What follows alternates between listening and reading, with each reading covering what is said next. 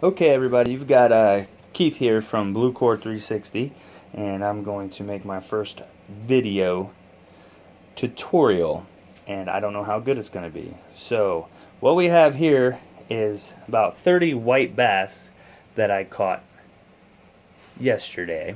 They've been on ice in the cooler on the porch. I have my setup here with a cutting board, knife, and a fork, one large male white bass. And white bass have a little bit smaller mouth. They're definitely don't look like a smallie or a largemouth. You can see this pointed nose on it, but the fins pretty similar to any bass. And then their white belly in the springtime and silver top really give them away as white bass.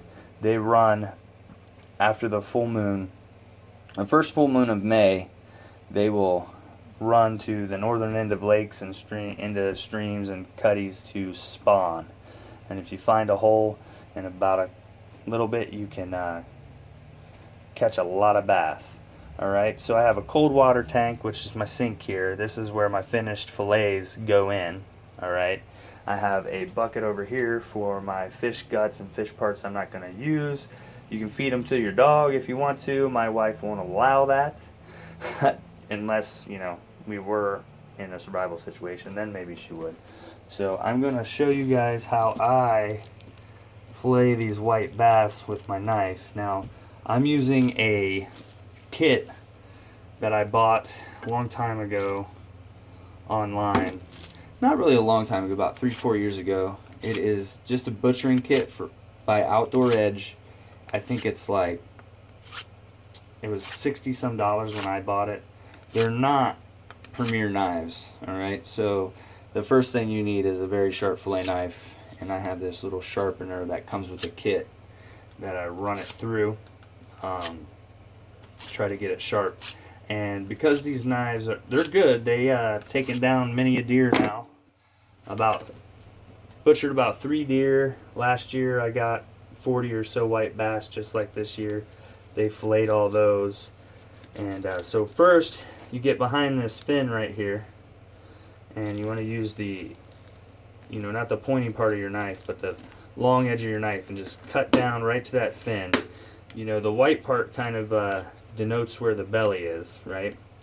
And then I come down here and I just get the edge of the knife in there, and there's, across this spine there's bone, and I try to lay this fillet knife as close to that bone as I can, and I use this fork to and I sometimes just use my gloved hand to hold on to the fish, and I get just the tip of my knife right in there along the top edge of this fish. Now once you get to this back fin, that's where the last of the guts, the belly part that you don't want, is. You can go ahead and run your fillet knife all the way through like such. Try to leave a little bit of a downward angle on your fillet knife, and take the fillet all the way, rest of the way off.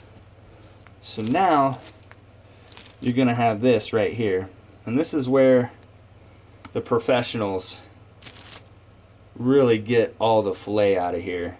And if you're not a professional like me, you might lose some meat. But you just take this fillet knife over top of the ribs here,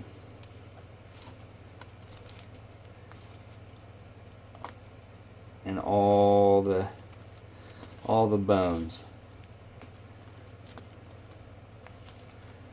Alright, just take it across there. About right there, you're going to run out of meat, or anything that's significant meat. So there we go. Now I'm using the right part of the knife, and boom, there's my little fillet. Like I said, I'm not a professional, so there's some meat down here I missed, and obviously if I had a sharper, better knife, I might be able to get some more of that. But this leaves me with really good fillets without any bones. Leaves me with plenty to eat for the family. So the next step that I do is, I don't want that scaly skin. So again, I'm going to move it to the edge here. Again, we put it right here